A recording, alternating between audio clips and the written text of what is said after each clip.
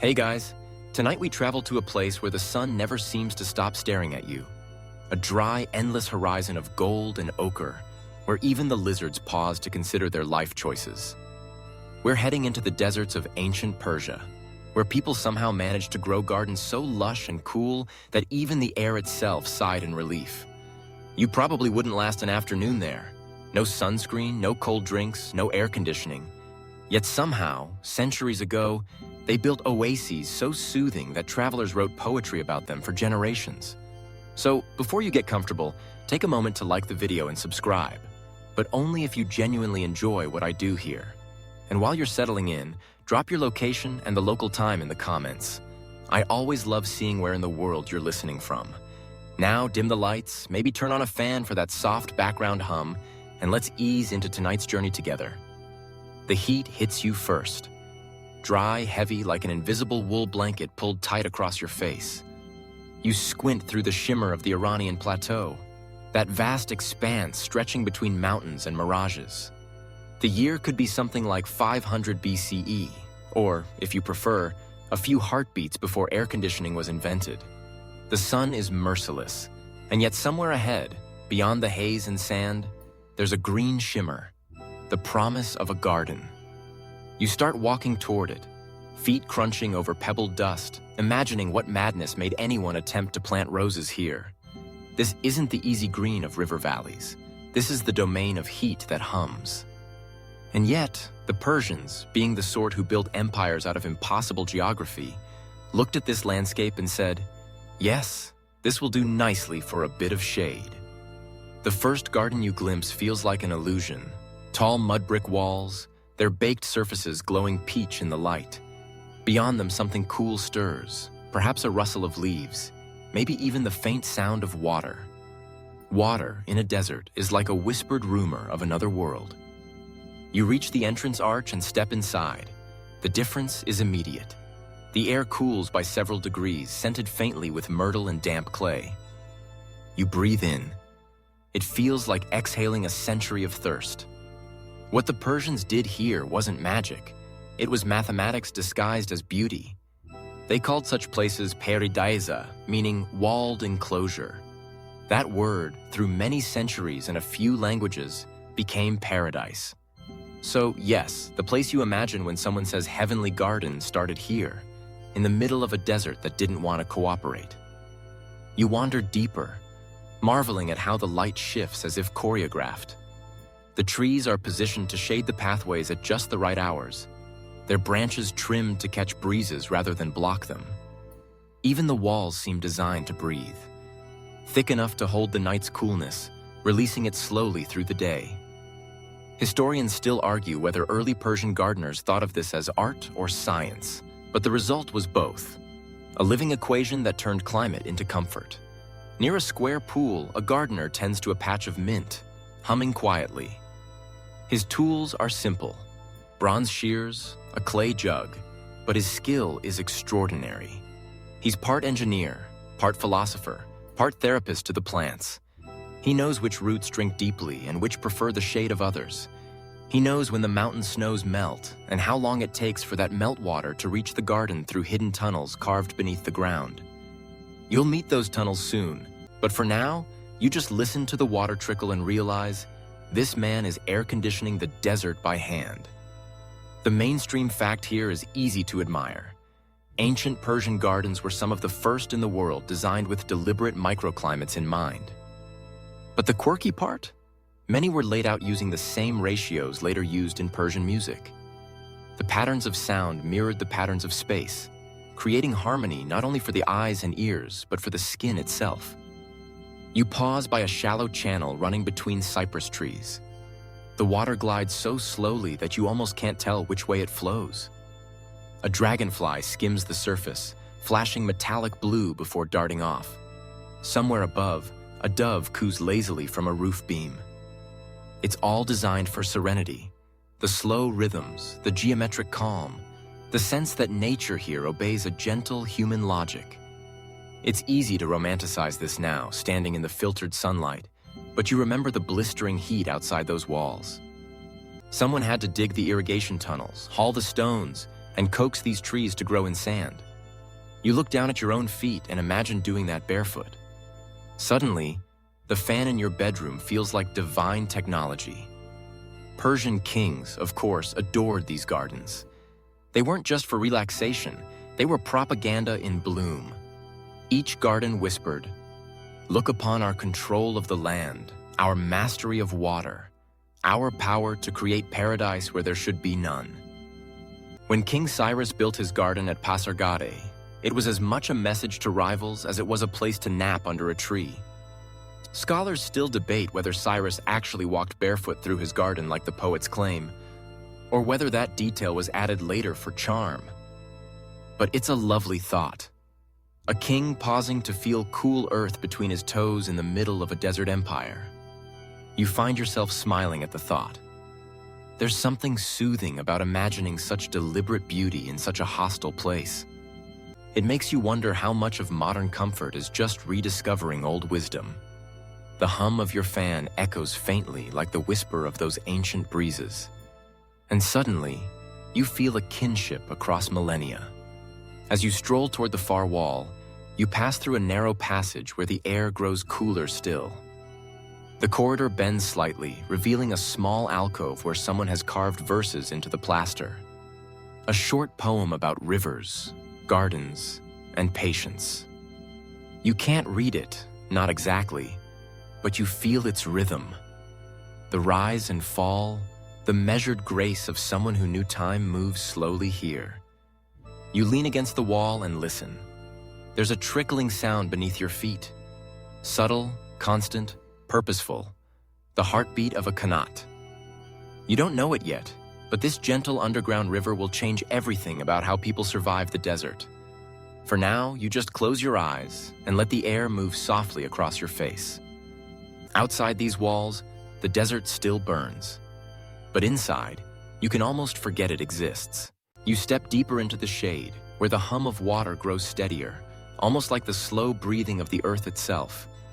The heat beyond the wall becomes a distant memory, a shimmering dream you'd rather not return to.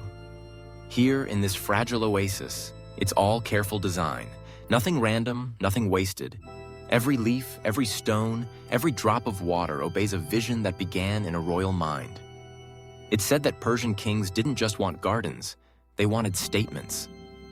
To rule the desert, you couldn't just build fortresses, you had to make beauty bloom where logic said it shouldn't. You imagine one of those rulers, perhaps Darius the Great, unrolling a parchment sketch before his architects. He points at a patch of barren land and says, "Here, we'll build a paradise." The architects exchange nervous glances. The sand is hot enough to fry breakfast, but no one dares question him. Kings in Persia weren't known for flexible moods. The king's garden wasn't a casual weekend project. It was a national endeavor. At Pasargadae, Cyrus's garden was designed as a perfect cross, symbolizing the 4 rivers of heaven. Those same proportions reappear centuries later in countless Persian gardens, from Shiraz to Isfahan. Historians still argue whether this cross shape was practical irrigation planning or divine geometry, but either way, it worked. Every path led to water, and every breeze led to shade. You can almost picture the planning session. Royal scribes bend over wax tablets, calculating the slope of the land. Garden engineers, men who probably hadn't seen a tree in months, trace out the angles of canals that must flow precisely, never too fast, never too slow. A single miscalculation could flood one corner of the garden and parch another. And there's no undo button here. Only endless hours in the sun, measuring, guessing, hoping the king won't notice if one pool ends up slightly uneven. You wander through the construction site in your mind. The sound of chisels against limestone, men hauling palm trunks to create temporary scaffolds, the sharp crack of clay bricks baking in makeshift kilns. Someone calls for more lime mortar. Someone else wipes sweat with a dusty sleeve. You step carefully around a pit where laborers are carving the first channel, a shallow trench that will soon be lined with waterproof plaster and fed by water from the unseen Qanat system. It's easy to forget that air conditioning in ancient Persia wasn't about machines or electricity. It was about persuasion, convincing the air to behave, the water to flow, the sun to soften its glare. Every element of the king's garden coaxed nature into harmony rather than forcing it. One architect gestures toward a pile of pale stone. "Marble," he explains proudly, though you can tell he's exaggerating a bit. It's polished limestone, smooth enough to reflect light and stay cool underfoot. That's the secret. Materials that don't just survive the desert, but trick it. You test the surface with your hand. It's surprisingly cool. The same trick still works today. Light colors, reflective surfaces, natural ventilation. We just charge a bit more for it and give it fancier names like passive cooling. You find a small alcove where royal scribes are painting the design for a fountain. The water will rise gently, not in a violent spray, but in soft arches. Quiet enough to soothe the mind, yet audible enough to remind you that the king owns the source of all life here. Control through calmness, you think? That's some serious psychological design. A poet sits nearby, scribbling lines for a dedication plaque. His verses praise the ruler's mercy for making the desert fertile. But between the lines, you sense something else. A human awe for the engineering beneath the poetry. He commands the clouds of earth, the poet murmurs, and from dust he coaxes eternity. You have to admit, that's pretty solid copywriting. The garden takes months, maybe years, to complete. When it's finally unveiled, you imagine the king walking through it at dawn, surrounded by attendants fanning him with peacock feathers. The air carries a cool edge, still damp from the night. He runs a hand along the carved stone of the fountain and nods approvingly. Maybe for a moment, he actually feels peace. The kind of peace only found when you've conquered not just nations, but nature itself. Of course, that peace comes at a price. Beneath this elegance is an invisible network of workers, engineers, slaves, artisans, whose fingerprints will never be recorded. The glory belongs to the monarch. But the sweat? Well, that's anonymous. Historians still debate how much credit belongs to royal architects and how much to the laborers who made their ideas real. You decide both deserve applause. The dreamers for imagining paradise, the workers for enduring the desert long enough to build it. As you stroll along the completed garden in your mind's eye, you notice how it plays with the senses. The sightlines stretch into perfect symmetry. The water channels glint like silver ribbons. The scent of jasmine drifts from corners where you least expect it. Even sound behaves differently here. The high walls trap breezes, turning whispers into echoes. Somewhere behind a pomegranate tree, you hear laughter. Soft, private, the kind that belongs to people who feel safe.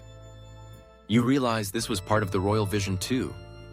Not just to impress visiting dignitaries, but to create a refuge from the world's noise. The Persian kings understood something about psychology that modern city planners sometimes forget. Humans need quiet spaces where their thoughts can cool off. You pause under the shade of a plane tree, the same species that still grows in Persian courtyards today. Its leaves tremble slightly, filtering sunlight into a mosaic of gold and green. A small bird hops along the branch above you, tilting its head as if wondering whether you belong here. For a moment, you imagine the king sitting on a stone bench nearby, both of you sharing the same patch of filtered light across centuries. The gardener from earlier walks past with his jug of water. He glances at you, nods, and smiles. You realize he doesn't see the royal grandeur. He just sees a living thing that needs care. To him, paradise isn't about marble or geometry. It's about patience. As the afternoon deepens, a faint breeze stirs. You follow it toward the edge of the garden where an arched doorway opens into darkness. The gardener gestures for you to follow. You hesitate. The air smells faintly of clay and stone dust, but curiosity wins. He hands you a small oil lamp, and together you step into the cool underground passage. The sound of water grows louder now, echoing faintly through the tunnel. Somewhere below, the Qanat awaits, the invisible river that makes all this possible. You duck your head to avoid a low beam and continue downward, the air growing cooler with each step. It's like walking into the lungs of the earth. Outside, the sun blazes on, indifferent. But down here, the true secret of Persian genius waits in the dark, ready to show you how to breathe life into dust. The tunnel slopes gently downward, and you feel the temperature drop with each step. like walking into the cool mouth of some benevolent creature. Your torch flickers against walls of packed clay, revealing narrow passages braced by rough-hewn beams. The air smells of damp earth and faint mineral sweetness, the scent of water that hasn't seen the sun in months. The gardener's lamp ahead of you wobbles like a firefly, his voice barely a whisper. Qanat. The word feels ancient, deliberate.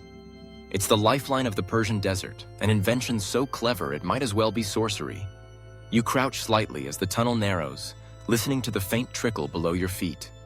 Somewhere down there, a thin stream of mountain snowmelt snakes through the dark, cool, and constant. It travels dozens of kilometers underground before surfacing in gardens like the one above. No pumps, no engines, just gravity and human stubbornness. Historians still argue whether the idea of the Qanat began in Persia itself or was borrowed from older Mesopotamian techniques, but everyone agrees the Persians perfected it. Imagine it, hundreds of hand-dug wells, each spaced carefully apart, connected by sloping tunnels that never veer too steeply. If the gradient's wrong by even a fraction, the water either floods or evaporates before it reaches its destination. Ancient engineers used simple sightlines, plumb bobs, and pure intuition to achieve what we'd now call precision hydrology. You pause beside a vertical shaft where sunlight spills faintly down from the desert above, a thin golden pillar that barely touches the damp stones. This is one of the mother wells, part of the network that breathes air into the Qanat and provides access for maintenance. You lean over the edge carefully. The air rising from below feels almost cold. If you dropped a pebble, you'd wait several long seconds before hearing the splash. It's dizzying, humbling. The gardener smiles at your awed expression. Without this, he says softly, no paradise. He explains, with pride that transcends centuries, how these tunnels are lined with special plaster that keeps them waterproof yet breathable. The water moves silently, protected from the brutal sun above. When it emerges in the garden, it feels alive, cool, clean, ready to perform its quiet miracle. You try to imagine the workers who built it. Entire families spent generations maintaining a single Qanat line, their names forgotten even by the scribes who recorded royal decrees. They worked by oil lamp and instinct, chipping through hard soil and rock with bronze tools, often lying flat on their stomachs in shafts barely wider than their shoulders. It's claustrophobic just thinking about it. But to them, the earth wasn't hostile. It was a companion with hidden veins waiting to be tapped. A fringe tale you once heard drifts back to you now. Some legends claim that certain Qanats had guardian spirits, jinn or desert angels, who whispered directions to those who dug.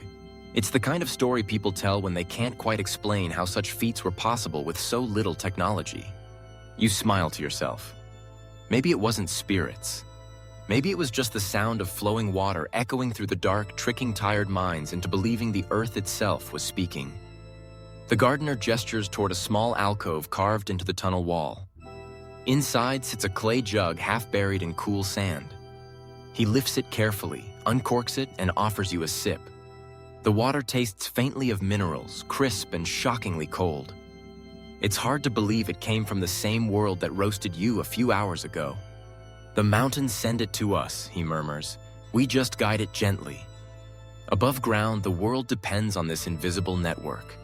Entire cities rise around the outlets of Qanats, their streets and courtyards planned to follow the slow rhythm of underground flow. A single misstep, a collapsed shaft, a broken wall, and the lifeline ends. It's both fragile and eternal, a balancing act that defines desert civilization. You crouch lower, tracing the fine grooves along the tunnel floor. They're not random. They help channel sediment away, preventing blockages. Self-cleaning, the gardener says proudly, though he doesn't use the term. When water is calm, it carries little stones that clean the path. You grin. Ancient eco-engineering, right under your feet. Somewhere above, a faint rumble of wind filters down through the shafts, a reminder of the blazing world outside. You realize that the Qanat isn't just about water, it's about temperature. The flow of air through these vertical shafts creates a natural cooling effect. As hot air rises, It draws cooler air from the tunnels into the garden above. The result? A steady, invisible breeze. You're literally standing inside the first version of an air conditioning system. Historians still debate whether this airflow effect was intentional or a lucky accident. But either way, the Persians noticed and used it. Some even built homes directly above Qanat lines so that the air rising through vents would cool their living spaces. You can imagine lying in one of those homes on a summer night, listening to the faint burble below and drifting to sleep in air that feels kissed by water. The gardener leads you farther down until the sound of flowing water swells. You reach a small chamber where the tunnel widens enough for you to stand upright. Here, the water glides in a shallow channel, smooth as glass. A few clay jars rest beside it, their necks dark with condensation. The gardener kneels and fills one, murmuring a short prayer of thanks. You follow his example, kneeling beside him, feeling the damp earth press coolly through your knees. For a moment, time folds. You could be anyone, traveler, worker, wanderer, taking refuge in the lungs of an ancient machine. You dip your fingers into the stream. The cold shocks you gently awake. This is the pulse that keeps gardens alive, the quiet defiance of a people who refused to accept that deserts were dead. When you finally turn back toward the surface, the path feels different. Each step upward is a reminder of the fragile link between worlds, dark and light, wet and dry, below and above. As you climb, the air warms slowly. The faint scent of jasmine returns, mingling with clay and dust. You see the first slice of blue sky through the opening ahead, impossibly bright after so much shadow. You emerge back into the garden's heart, blinking. The fountain you saw earlier sparkles with new meaning. That gentle trickle isn't decoration. It's the voice of the Qanat itself, whispering its long underground journey. You glance back at the gardener, who is already busy trimming a vine along the wall, as if nothing miraculous just happened. For him, it's daily work. For you, it feels like you've just walked through the hidden arteries of civilization. You take a slow breath, savoring the contrast, the warmth of the sun, the cool memory of the earth below, the sense that everything here is in balance. Somewhere a dove coos again, right on cue. You smile. The garden hums softly, alive with invisible engineering, quiet genius, and the patient rhythm of water that has learned how to travel through stone. You linger beside the fountain for a moment longer, letting the rhythm of water pull you into its hypnotic calm. The garden feels both smaller and larger now that you've seen its secret veins. The air itself seems to move differently, slower, heavier with purpose. You begin to notice the patterns, the geometry, the deliberate order of things. Every pathway, every tree, every shimmer of light is arranged as though nature were being gently taught to behave. You start walking again, your sandals whispering against smooth stone. The path leads toward the garden's center, where the space opens into a perfect square. From above, you imagine it would look like a four-pointed star, symmetry radiating from the heart of the design. The Persians loved symmetry. It wasn't just for beauty, it was a philosophy. To them, balance meant harmony between the human world and the divine. The garden was a map of the cosmos, a microcosm of creation. Historians still argue whether these geometric designs were inspired by Zoroastrian cosmology or later poetic ideals of paradise. But walking here, you feel how both might be true. The stone channels that divide the garden into quarters reflect the four sacred elements: earth, air, fire, and water, arranged not for worship, but for peace. Each quadrant holds different plantings: date palms in one, flowering shrubs in another, citrus trees shimmering faintly in the distance. Together, they form a quiet choreography of texture and color. You pass a small marble plaque etched with a verse in Old Persian. The script curls elegantly across its surface, half faded but still proud. You can't read it, but you imagine it says something like, "Order is the soul of beauty." You run your fingers along the carved lines, cool under the morning sun, and it feels right. As you wander deeper into the pattern, the geometry begins to play tricks on your senses. No matter which direction you face, The paths seem perfectly aligned. The garden feels infinite yet enclosed, as though you're walking through a mirrored dream. The walls on each side rise to just the right height, not so tall as to trap heat, but enough to funnel breezes down the corridors. You notice small slits cut into the brick, positioned at different heights. These are not mistakes. They're the garden's lungs, guiding airflow to keep the temperature even. A few steps ahead, a group of young apprentices crouches near a flower bed, measuring the spacing between rows of tulips with a cord. Their teacher watches sternly, occasionally correcting a measurement with the toe of his sandal. "Every finger's width matters," he says. "Imperfection is noise." You smile at the comparison. In a way, this garden is like a piece of slow music. Each plant a note, each path a measure, all flowing toward harmony. There's a soft scent in the air now, something citrusy, almost sharp. You follow it to a small courtyard where orange trees form a perfect circle around a low basin. Their blossoms shimmer in the light, their fragrance so thick it almost hums. You close your eyes, breathe in, and feel a faint cooling ripple through your body. The ancient Persians knew this sensation well. They believed that symmetry and scent together could calm the mind and even lower the body's heat. Science hasn't quite confirmed that one, but you're not arguing. It feels convincing. The basin in the center reflects the sky, turning the circle of trees into an illusion of floating color. You crouch beside it, watching how the angles of the walls direct sunlight just enough to keep the water glistening without evaporating too fast. Even light is a guest here, managed politely. A soft voice behind you startles you. A gardener, older this time, with a face like sun-baked clay and eyes that seem to have memorized every leaf in the place. He notices your gaze lingering on the perfect alignment of paths and chuckles quietly. "Geometry is patience," he says. "It's how we teach the earth to breathe evenly." You walk with him as he explains the logic of the layout. The canals that divide the garden not only bring water, but also act as cooling corridors, their surfaces reflecting heat back upward. The plants closest to them are those that crave moisture, mint, basil, and iris, while further out grow hardier shrubs that can tolerate a bit more sun. Nothing is random. Too much order, he says, and the garden feels dead, too little, and it becomes wild again. We live in the middle. You nod, realizing how that mirrors life itself, balanced between comfort and challenge, control and surrender. A small breeze stirs, and the gardener gestures upward. "Listen," he whispers. You hear it, the sound of wind weaving through leaves, moving along invisible lines drawn centuries ago. The way the branches sway feels choreographed. This is geometry you can hear. He tells you that some royal architects used precise measurements derived from the stars when designing these gardens, aligning pathways with celestial patterns.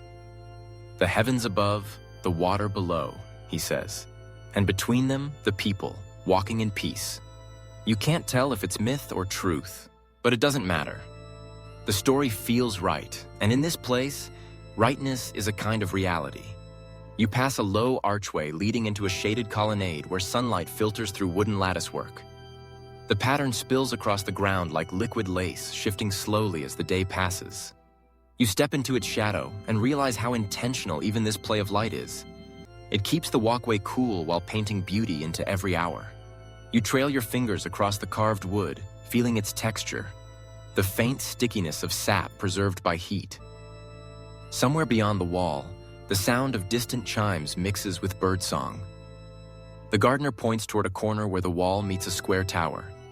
"That," he says, "is where the air begins to listen." You tilt your head, curious, and he only smiles, refusing to explain further. "You'll feel it soon," he promises, and continues trimming a vine that snakes across the archway. Before you leave the courtyard, you glance back at the orange trees again. The light dances on their leaves, each glimmer landing at just the right moment, like notes in a lullaby. You realize you've been walking slowly, very slowly, as though your body has matched the rhythm of the garden itself. Everything here invites stillness. You could stay for hours and still feel time move gently, like the ripple on the water's surface. As you make your way toward the tower the gardener mentioned, the geometry shifts again. this time narrowing into a quiet corridor that seems to lead directly into the heart of the wind. You follow the narrow corridor until the sound of the wind changes, soft at first, then strangely alive. The walls here are higher, their clay surfaces cool beneath your fingertips. The air no longer feels still. It hums faintly, sliding past your skin as though guided by invisible hands. When you round a corner, you finally see it. A tall, slender tower rising from the far wall, its upper windows gaping open to the sky like curious eyes. "This," the old gardener says, appearing beside you again, "is how we invite the wind to dinner." You laugh softly, thinking he's joking, but he gestures upward. "We do not fight the desert," he adds. "We make it work for us." And indeed, as you stand beneath the tower's arch, a subtle draft moves through your hair. Not a harsh gust, just a sigh of cool air sliding downward, deliberate and calm. The Persians called these towers badgers, wind catchers, and they were the lungs of the desert's architecture. Historians still argue whether the earliest badgers came from Persia or Egypt, but the Persians refined them into an art form. The principle was simple, yet brilliant. Tall towers with directional openings capture wind from above the hot ground. The air is funneled down through narrow shafts, sometimes passing over a pool of water or the top of a Qanat tunnel, cooling it before it flows through the rooms or gardens below. It's natural air conditioning, centuries before anyone invented Freon or fretted about electricity bills. You step closer to the base of the tower. The passage beneath it opens into a small chamber with carved vents along the walls. You crouch down and a chill breeze brushes your face. It feels like a whisper from the mountains. The gardener kneels beside you, grinning at your expression. "See? The wind only needs to be guided. You just have to know how to ask politely." The trick, he explains, is balance. Each tower faces a different direction, north for cool winds, east for morning breezes. Some even have damp mats or ceramic jars at the base to moisten the air before it enters living spaces. You realize how modern architects might call this evaporative cooling, but back then, it was just common sense wrapped in poetry. You tilt your head, listening. The tower makes a low humming sound as the wind moves through its openings, a constant tone that shifts gently with the breeze. It's oddly soothing, like listening to a giant clay flute. You half expect to hear music, and maybe, in a way, you do. There's a legend, one of those half-true, half-dreamed stories that Persian gardeners used to tune the vents of wind towers by ear. Each would hum differently, creating a natural harmony between air and architecture. You imagine standing here at night, dozens of badgers murmuring across the city like an enormous sleeping organ. A desert symphony. The gardener leads you up a narrow staircase that spirals inside the tower. The air grows cooler as you ascend, the light dim and golden from slits in the walls. At the top, you step into a small platform open to the horizon. The view steals your breath for a moment. Endless desert rolling outward, pale and rippling, mountains rising faintly in the distance. You can see the faint shimmer of heat dancing above the sand. But here, a steady wind washes across your face, clean and dry. "This is where the desert breathes," the gardener murmurs. You close your eyes and let the breeze move through your hair, carrying with it scents of earth, distant rain, and something faintly sweet. Perhaps the orange blossoms below. The sensation is so vivid it feels like the world itself exhales around you. Below, the garden lies like a green jewel, symmetrical and precise, each path leading toward its shining pools. From up here, you see how the layout actually channels air. The tall walls direct wind through corridors. The open water reflects heat upward, creating gentle currents that mix and cool. Every design choice contributes to comfort, not luxury. The mainstream historical fact hums quietly beneath your feet. Ancient Persian architects used these systems not only in gardens, but in entire cities. In Yazd, you'd find homes cooled entirely by wind catchers and Qanat airflows, an urban network of natural ventilation that still works today. Some modern engineers have even studied these designs for sustainable cooling projects. It's funny. Thousands of years later, we're still trying to catch up with the desert's wisdom.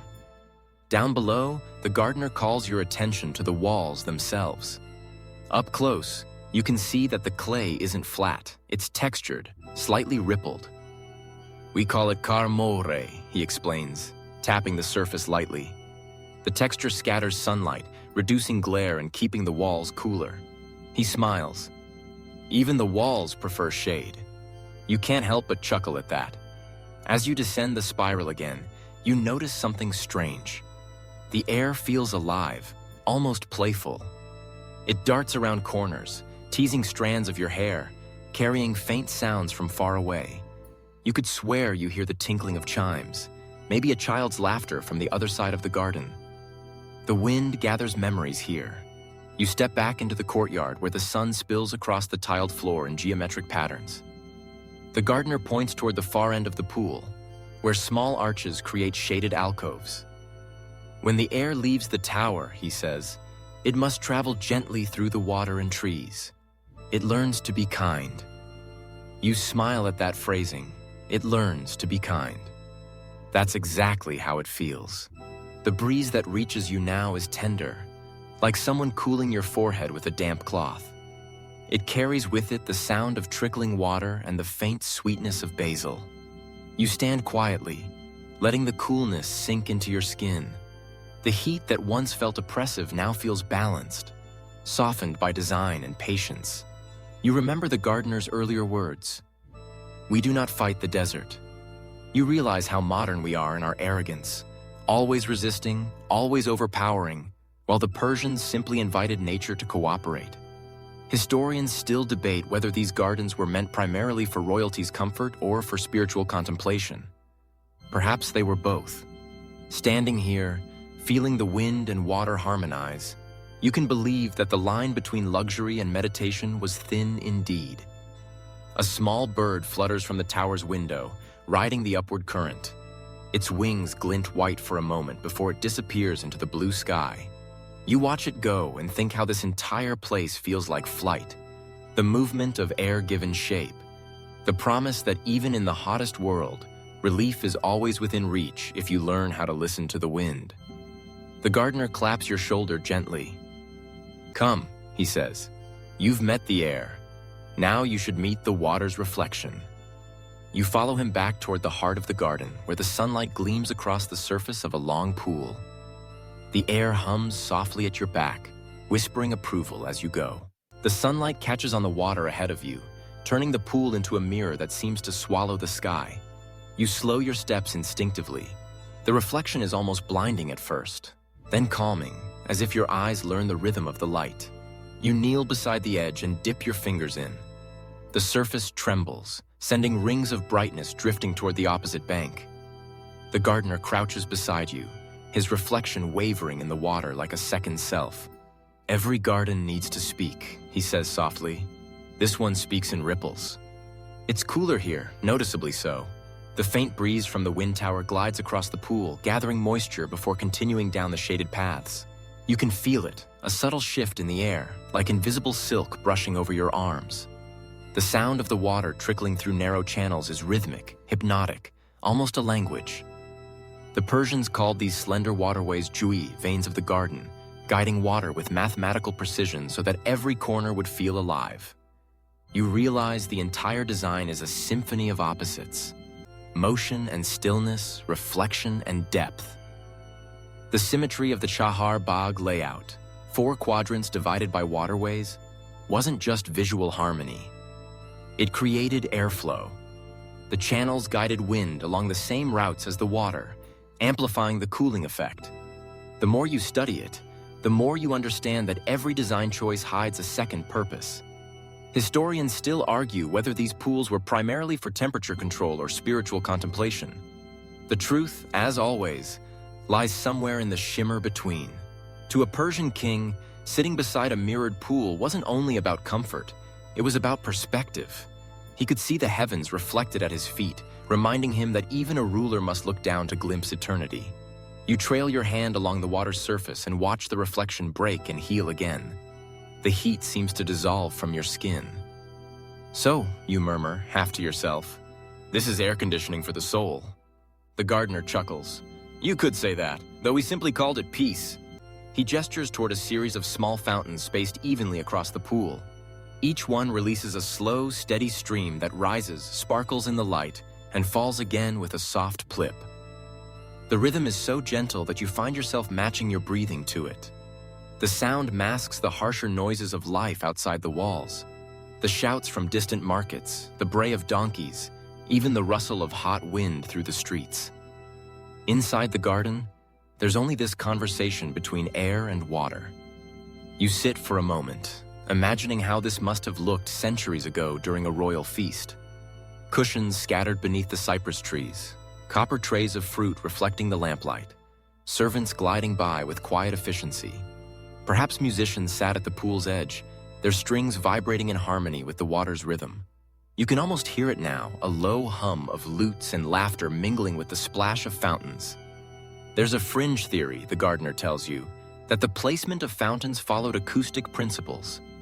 The falling water created white noise that not only soothed guests, but also made private conversations more discreet.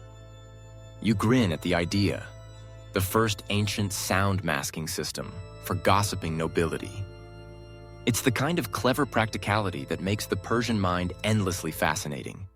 Spiritual serenity and clever engineering sharing the same seat. As you listen, a dragonfly lands on the water. Its wings shimmer like fragments of blue glass.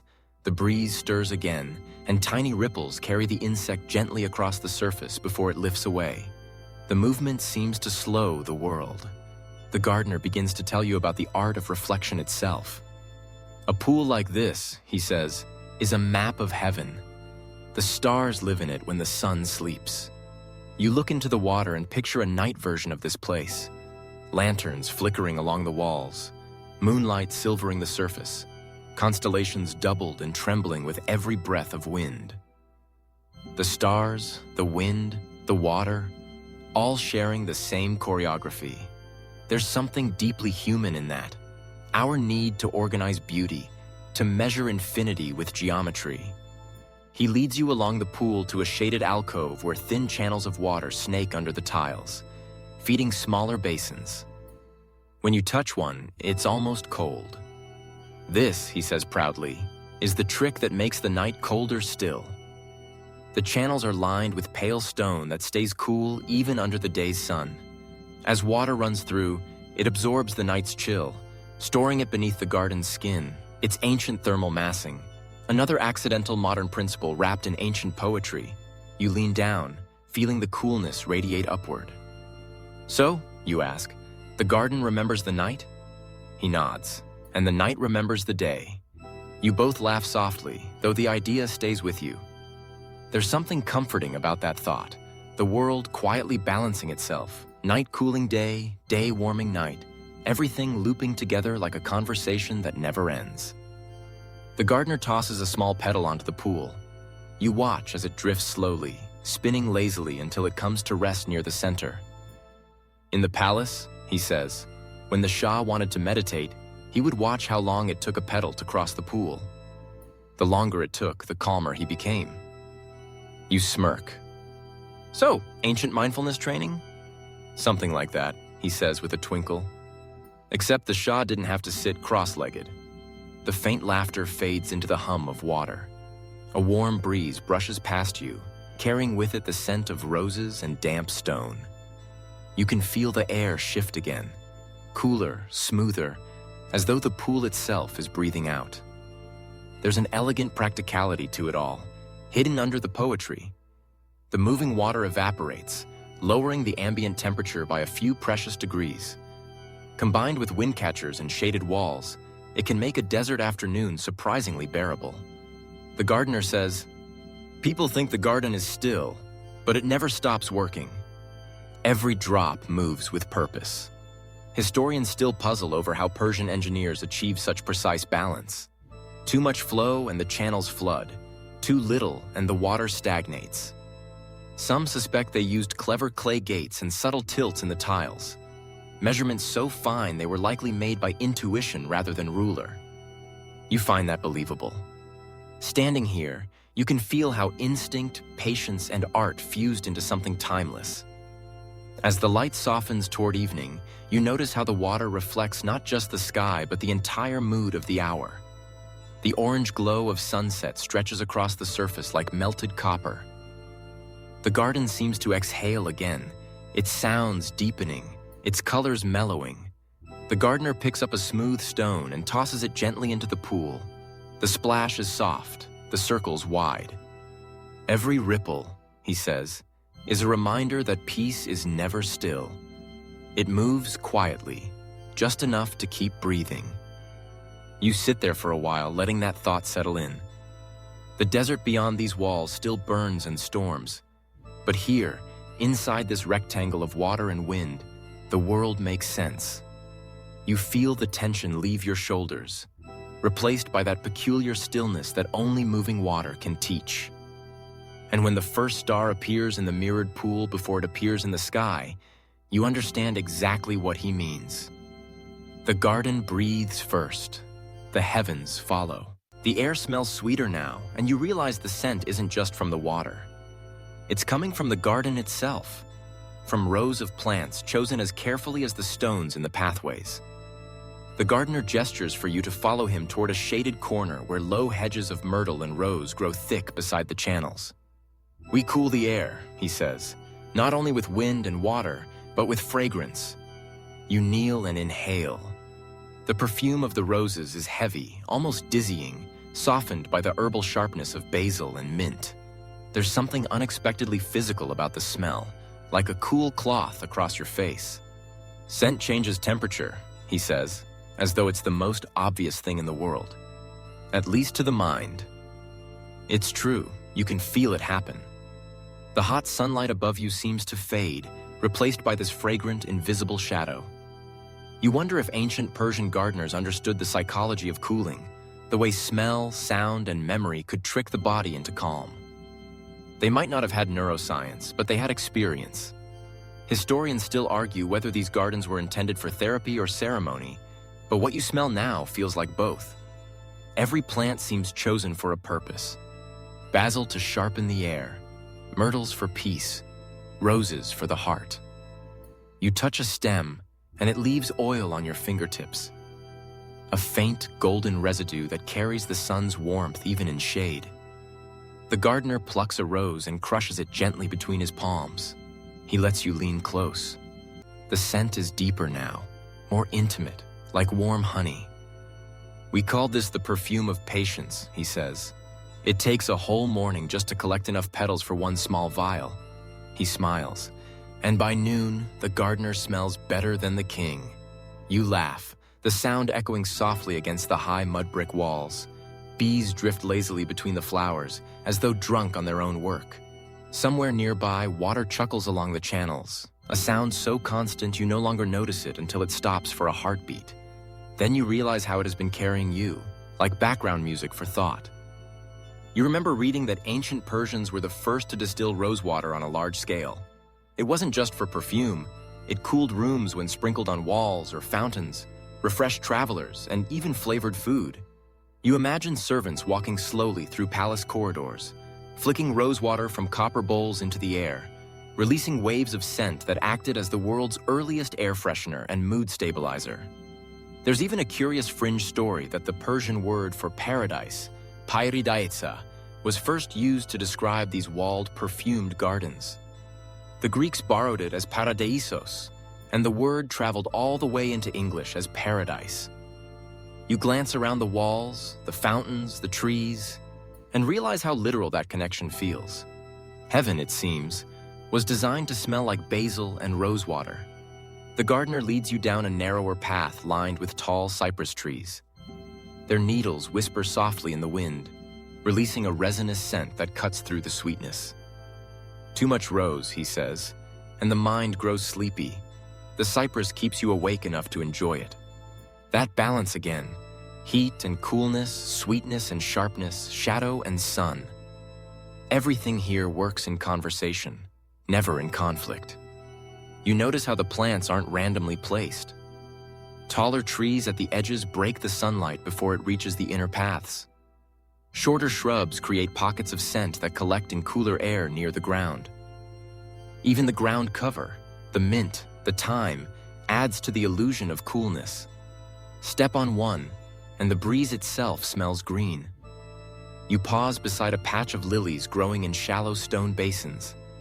Their white petals open wide to the light. But you can feel a temperature drop as you lean over them. Lilies drink the air, the gardener says. They keep it damp, he grins, like tiny humidifiers, but prettier.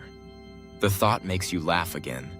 The sound feels softer here, cushioned by all this green life. You realize this section of the garden feels almost like a breathing being.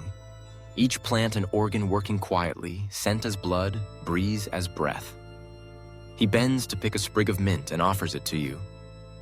Chew it, he says. You'll taste the air differently.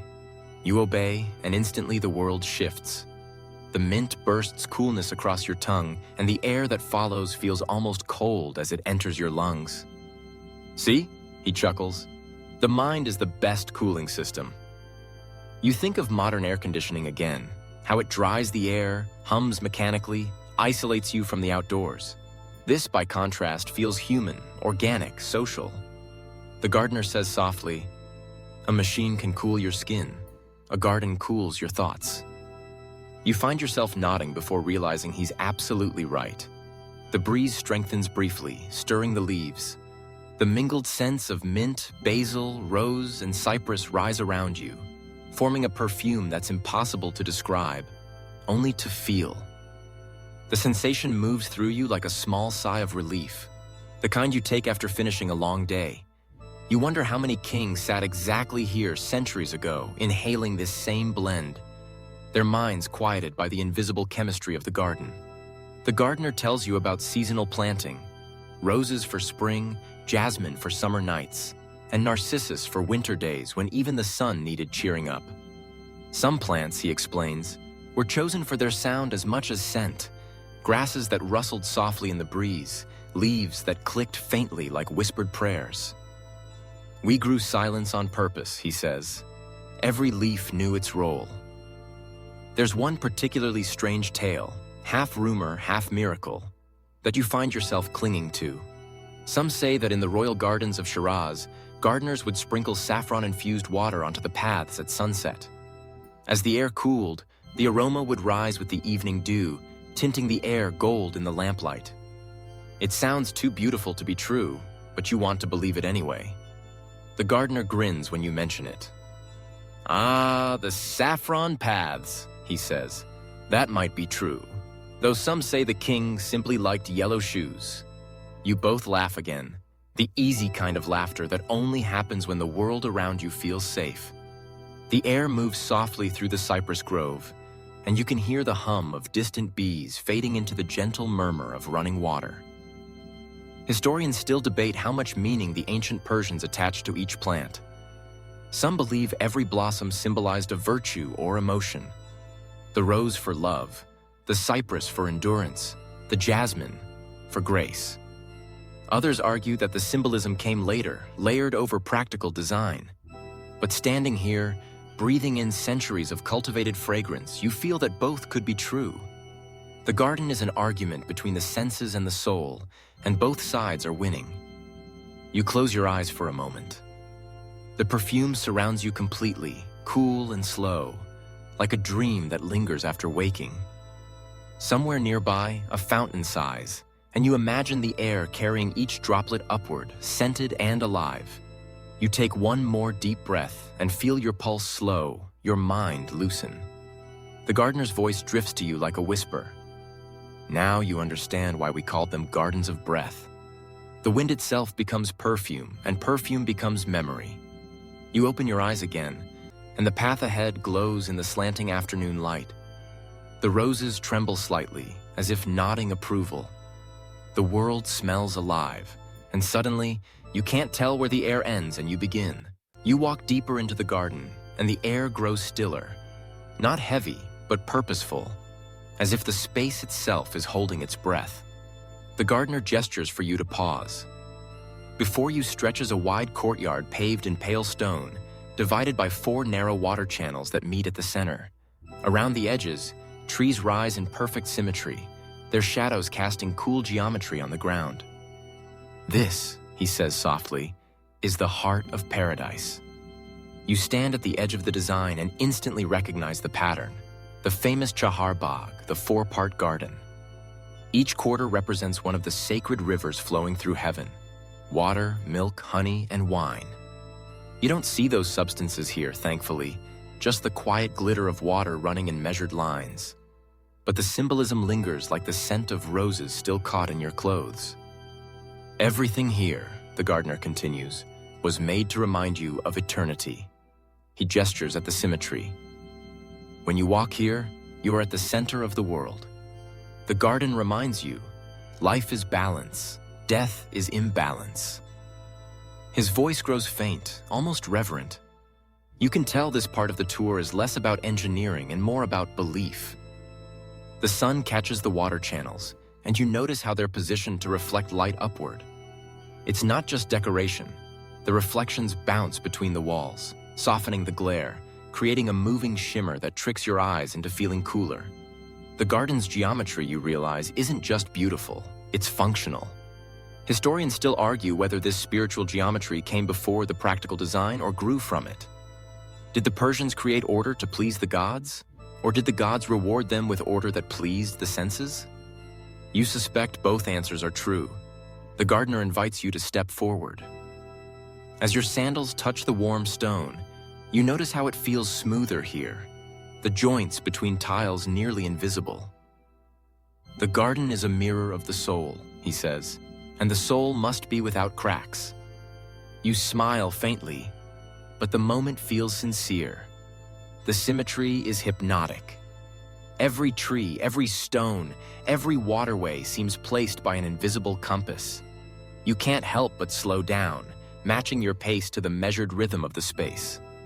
The Persians, you recall, saw gardens as living diagrams of cosmic harmony. The 4-fold layout reflected not just heaven, but also the 4 elements: earth, air, fire, and water, and the 4 seasons. Even the act of walking through it was symbolic. To cross from one quadrant to another meant to pass between worlds, to travel from chaos into calm. You move toward the central point where the channels meet. The gardener bends down and touches the water where they intersect. "This is where heaven and earth shake hands," he says, grinning at your raised eyebrows. Or perhaps they just share a cool drink. You laugh softly. Humor, you realize, fits perfectly here. These gardens were never about solemn worship. They were about delight, balance, even play. You think of the word paradisa again, originally meaning an enclosed space, and how that word became paradise.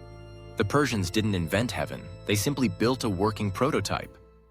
At the crossroads of the water channels, a small marble platform rises, barely above ankle height. The gardener explains that in royal gardens, this would have held a pavilion, an open-sided structure for sitting, shaded by fabric, surrounded by cushions. From there, the ruler could see all 4 directions, hear every fountain, and feel every breeze. You picture it easily: the Shah reclining with a cup of sherbet, the sound of poetry and music drifting through the air, his world arranged in perfect order. There's a story, half legend, half architecture, that the famous Persian king Cyrus the Great demanded every new city include a Chahar Bagh at its center. He believed that harmony on the ground created harmony in the heavens.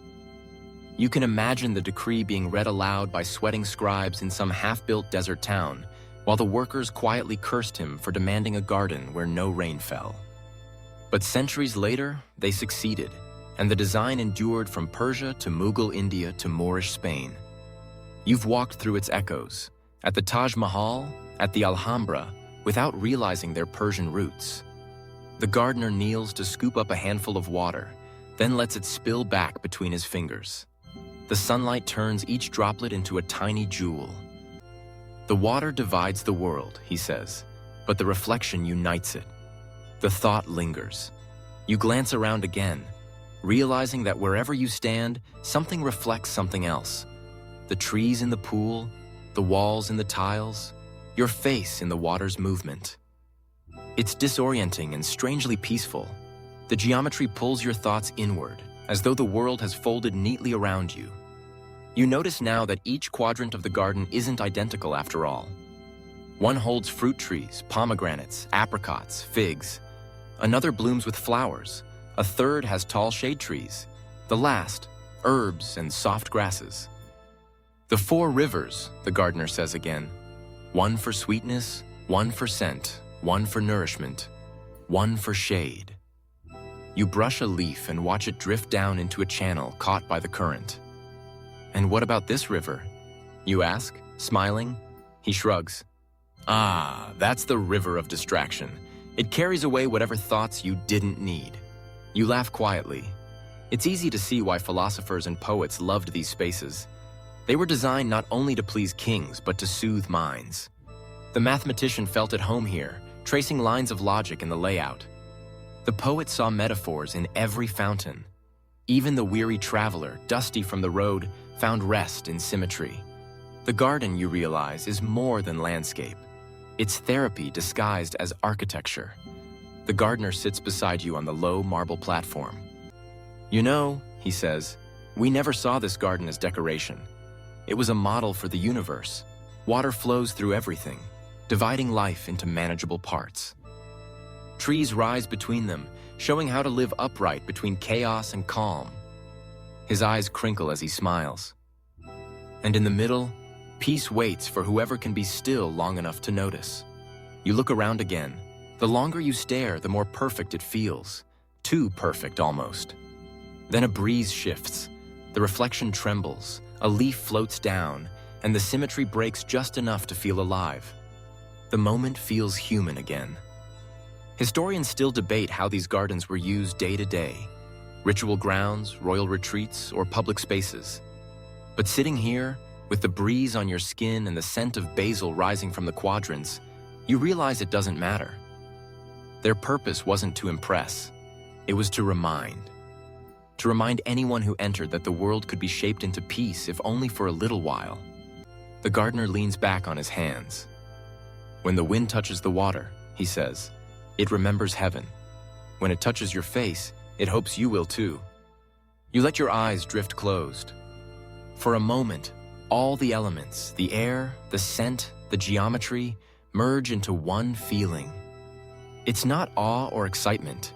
It's something quieter, like recognition.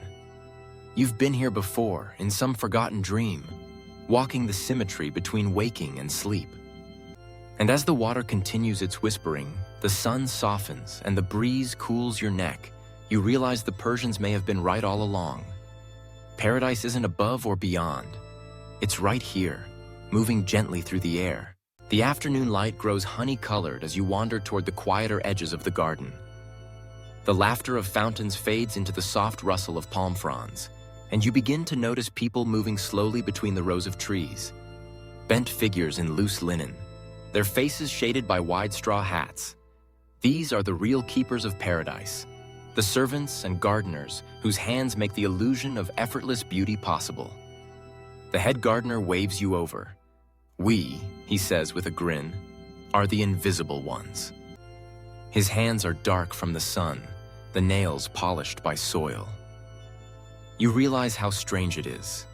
In the stories of kings, these people rarely appear, yet every cooled breeze and mirrored reflection begins with them.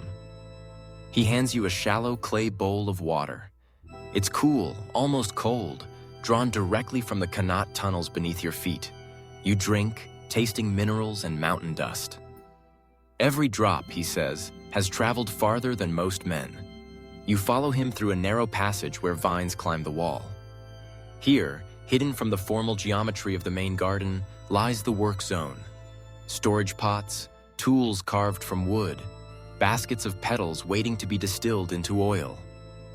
A young apprentice kneels beside a channel, sweeping stray leaves away with a palm frond broom. He'll be at it for hours, the older man says.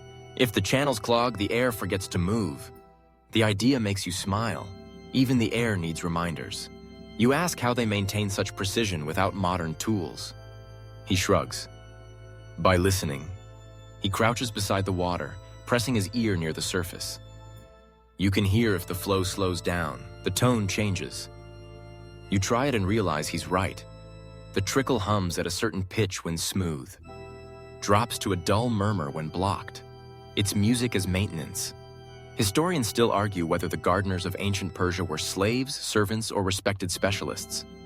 Some records describe them as simple laborers, others as masters of paradise, trained in hydraulics, botany, and geometry. Judging by the quiet confidence in this man's voice, you suspect the truth leaned closer to mastery. He tells you about daily routines. At dawn, they check the wind towers, clearing dust from the vents. Then the irrigation gates are opened, just enough to refresh each quadrant but not waste a drop. The gardeners move barefoot through the dew, trimming, cleaning, whispering to the plants. "We don't shout here," he says. "The plants don't like it." You laugh softly. "So they listen too?" "Of course," he says, pretending to scold you. "Everything listens. The water, the walls, even the wind. That's why the garden stays calm. You shout once, and the heat will double out of spite." He's teasing, but you half believe him. Further along, a woman kneels beside a patch of jasmine. She crushes petals between her fingers, then rubs the oil along the edge of a fountain spout. When the water flows, the scent disperses with the mist. "So that visitors think the air itself is kind," she says, smiling shyly.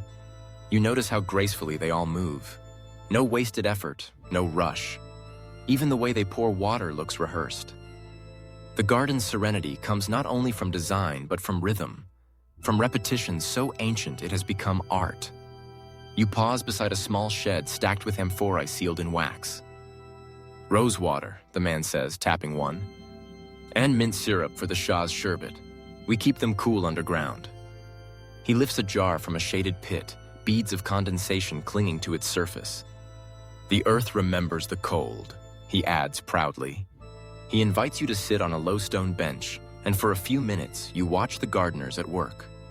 One trims cypress branches with a curved knife. Another adjusts the tilt of a clay channel gate using nothing but a stick and instinct. They hardly speak, yet everything happens in harmony. You find yourself breathing in time with them. A soft-spoken boy brings a basket of fallen pomegranates. Their skins glow like rubies. He arranges them carefully in the shade, wiping away dust. "We eat only what the wind gives us," he says. "If a fruit falls, it's ready. If not, we wait." There's humility here that feels foreign to your modern sensibilities. No one demands. They invite. The gardener beside you chuckles as if reading your thoughts. "The garden doesn't obey," he says. "It cooperates." Historians still debate whether such discipline came from religion or simple necessity. In a land where one bad season could mean ruin, patience wasn't just a virtue. It was survival. The Persians learned to read the desert's moods like scripture, and their gardeners became interpreters. The old man gestures toward a low mud brick structure beyond the trees. "That's where we rest during midday heat," he says. "A cool house." Inside, you find walls lined with damp clay jars and narrow vents aligned perfectly with the wind. The temperature drops several degrees the moment you step in. You sigh involuntarily. "See?" he laughs. "We air condition ourselves too." You sit cross-legged on a woven mat while he pours mint syrup into a small copper cup. The drink tastes bright and icy, even though it's never touched ice. "We cool from within," he says. The conversation drifts toward stories. He tells you about a gardener from Shiraz who supposedly trained nightingales to sing in the windcatcher openings, so the breeze carried music through the corridors. "It probably isn't true," he admits, "but it should be." He shows you his hands, calloused but steady. "These," he says, "are older than most dynasties." He's joking, but you can tell he's proud of his craft. You think of all the nameless workers whose sweat made marble palaces possible, and how history often forgets them. Here in this oasis, they've left fingerprints on every petal.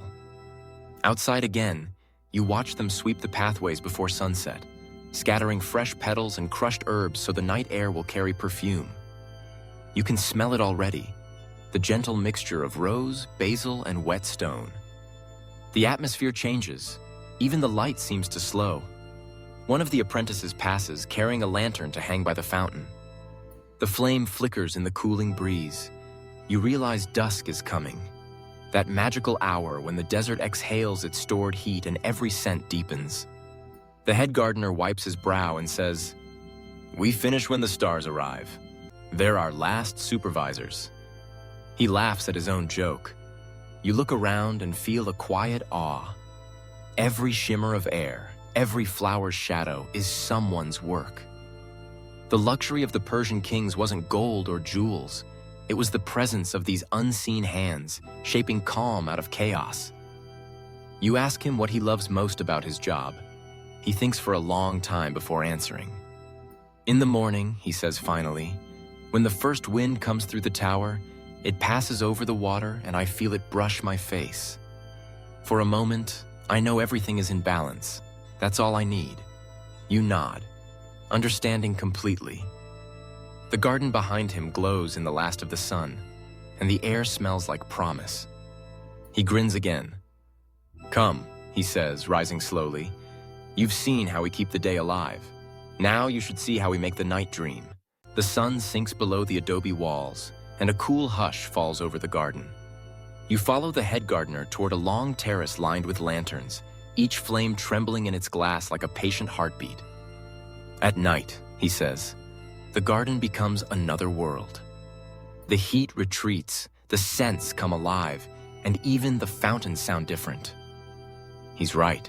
The trickling of water has deepened into something like a whispering lullaby. You breathe in, and the air is suddenly layered. Basil, rose, damp clay, and smoke from olive oil lamps. It's the sort of air that makes you involuntarily close your eyes and sigh. The cypresses stand tall, black silhouettes against the darkening pink sky. Small shapes dart among their branches. Bats, tiny and fast. Somewhere nearby, someone laughs softly, maybe a servant sharing a joke before the night's duties. The gardener gestures for you to sit on a low marble step near the main fountain. He lights another oil lamp and sets it beside you. The flame casts ripples of gold across the water, and in that reflection you see the stars begin to appear. "Persian nights," he says, "were made for poets, lovers, and tired gardeners." You grin. "Sounds like you qualify for at least one of those." He chuckles. "Only the last, my friend." Historians still argue whether these gardens were truly open to all or reserved only for the elite. Some suggest that even servants enjoyed them freely after royal hours, while others believe the night belonged strictly to the court. The truth, as usual, likely lies somewhere between candlelight and shadow. A soft rustle catches your ear. You turn to see women moving between the trees, carrying trays of small clay bowls. Each bowl holds crushed herbs mixed with a bit of glowing charcoal. As they walk, fragrant smoke curls into the air. "It keeps away insects," the gardener explains, "and keeps the air sweet." The effect is mesmerizing, ghostly tendrils of smoke winding upward, vanishing into starlight. You lean back, feeling the day's warmth finally leave your skin. The temperature drop is dramatic, but not chilling.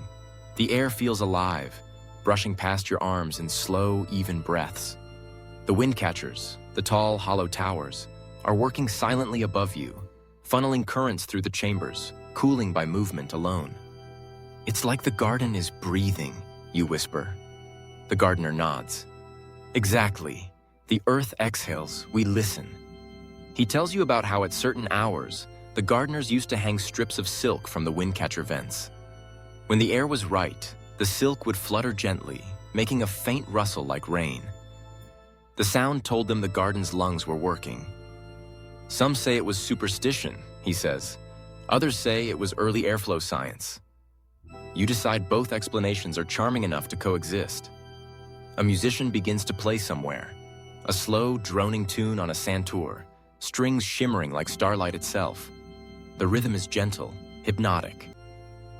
"Every royal garden had musicians," the gardener murmurs. "Not for entertainment, but to guide time. One song for sunset, one for moonrise." The melody mingles with the trickle of water, the chirp of night insects, and the soft clink of amphora lids being sealed for the evening.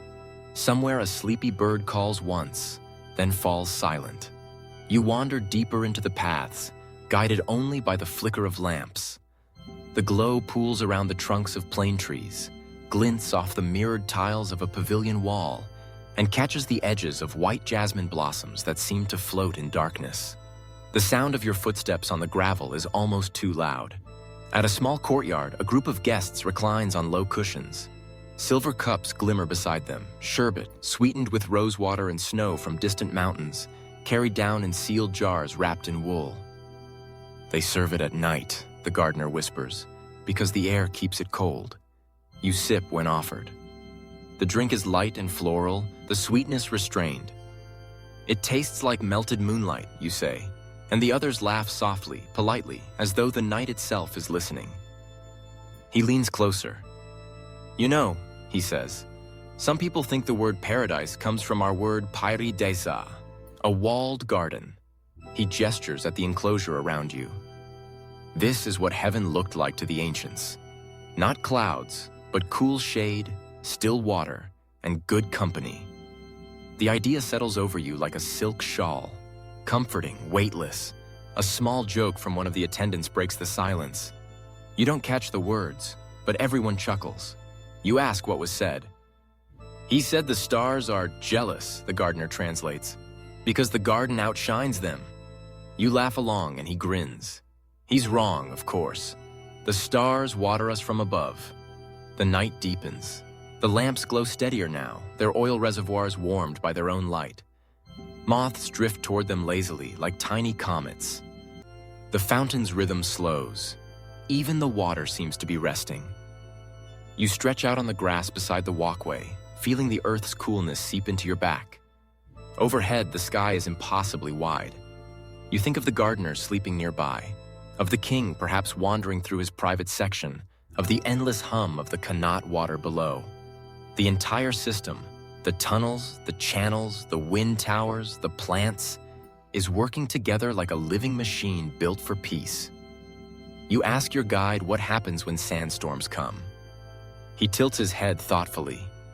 "We close the gates, seal the vents with damp cloths, and wait. Sometimes the dust lasts for days. But afterward, when the sky clears, the air feels new again. The first breath after a storm is a gift." Historians still debate how much of this knowledge was shared beyond Persia, whether the Romans, Arabs, or Indians borrowed the techniques directly. But sitting here, you feel that truth doesn't need to be traced. The proof is in the wind that cools your skin, the balance that feels almost sacred. You notice how your voice has lowered without trying. The night demands whispers. Even your thoughts feel slower, thicker, as if steeped in rosewater. Nearby, a child giggles. A servant tells a story, something about a gardener who tried to plant stars instead of flowers, only to find that they refused to grow because they already lived above. Everyone laughs again, quietly, and the moment feels infinite. The gardener beside you yawns, stretching his back. "Time for the lamps to sleep," he says. You watch as they are gently extinguished one by one, the smoke rising like threads of incense. The darkness that follows isn't empty. It's rich, velvety, filled with chirping and the faint, eternal rhythm of running water. You close your eyes for a moment, and you can still see the garden behind your eyelids. Silver pools, quiet laughter, a breeze that feels like a secret. The gardener whispers, "Now you know why we call it paradise." By the next morning, you're already used to the rhythm. The garden waking up before the sun fully clears the horizon, the hush of water, the smell of dew mixing with rose petals. But today, your guide takes you beyond the walls. "You've seen how we keep the desert cool," he says. "Now let's see how far that coolness travels." You follow a camel caravan setting out from the oasis, the animals loaded with amphorae, saplings, seeds, and, surprisingly, rolled drawings of garden layouts. "Blueprints," the gardener explains, "for other lands." He winks. "Our most powerful export isn't silk or spice, it's shade." The road eastward is rough, but the idea is smoother than sand-polished stone. Persia's garden design, its pyridaitsa, has become a diplomatic calling card. Kings gift gardens the way modern nations gift monuments. Each one says, "We bring life where there was none." Historians still argue whether Darius or Cyrus first used the garden as an instrument of empire. Some inscriptions suggest Darius filled his gardens with plants from every province, a living map of conquest. Others say Cyrus started it all in Pasargadae, a garden meant not to boast, but to unify. Either way, the green message spread faster than most armies. You picture ambassadors from distant lands wandering through these carefully cooled courtyards, blinking in disbelief. The heat outside was unbearable, but within the walls, shade, perfume, running water. It was a political statement whispered through petals. See what we can do with nothing but wind, stone, and patience. At one rest stop, you meet a young gardener heading west toward Babylon. He carries a satchel of seeds wrapped in silk. "These," he says, "are for the king's new terrace." He wants hanging gardens. He laughs softly, the sound like dry reeds in the breeze. If they ever finish it, perhaps people will remember it. The hanging gardens of Babylon, the one ancient wonder whose existence still eludes proof. Historians debate whether they were ever truly in Babylon at all, or perhaps in Nineveh, or even built by a Persian queen. But sitting beside this gardener, you realize it hardly matters. The dream of a floating garden, misted and green above a hot plain, is exactly what Persia was already perfecting. The caravan moves on. As the miles roll by, you begin to notice the invisible spread of Persian influence. In Bactria, canals shimmer between orchards that feel suspiciously geometric. In Sogdia, merchants carve miniature fountains into their courtyards. In Parthia, noble villas use underground channels strikingly similar to Qanat's. The empire's design language is traveling, leaf by leaf. Think of it, your companion says, as coolness diplomacy. He's not wrong. Even centuries later, when the Achaemenids give way to the Parthians and then the Sasanians, the garden remains the one constant. It softens conquerors. It charms invaders. Even Alexander the Great, that fiery Macedonian, reportedly fell in love with Persian gardens. He spent more time walking their shaded lanes than commanding troops. You picture him there, armor clinking faintly, a conqueror humbled by roses. There's a joke among the caravanners that every foreigner who visits Persia leaves trying to recreate it.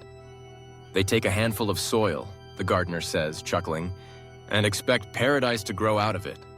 You stop by a royal outpost where a small garden experiment is underway. Two workers are arguing. One insists that cypress trees must face east to catch the morning light. The other claims west is holier. Historians still argue whether east or west was more sacred, your guide mutters, amused. Even now, the plants must pick sides. By midday, the caravan reaches an oasis that doubles as a diplomatic hub. Envoys from India, Greece, and Arabia share dates and sherbet beneath a trellis of grapevines.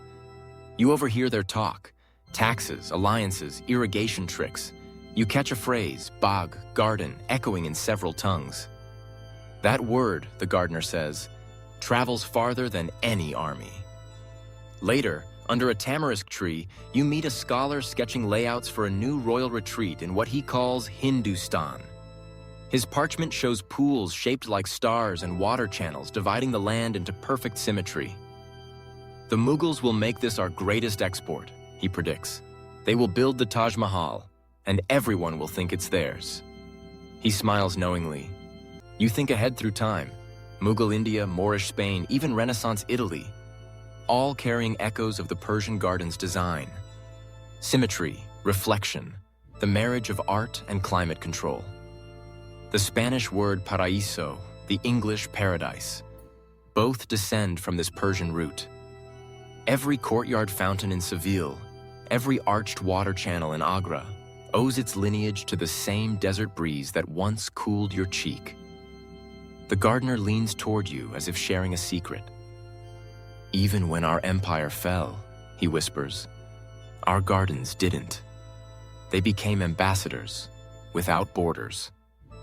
That night, you camp beside the caravan. The air is dry, but cooler than expected. Some clever traveler has set up a makeshift wind catcher, cloth stretched between poles, funneling air through wet reeds. You smile. The invention's spirit has survived the journey. Around the fire, stories flow like water. One merchant tells of an envoy who tried to recreate a Persian garden in Greece using imported soil and irrigation, but accidentally built it on a windy cliff. Every breeze blew the water sideways, he says, laughing.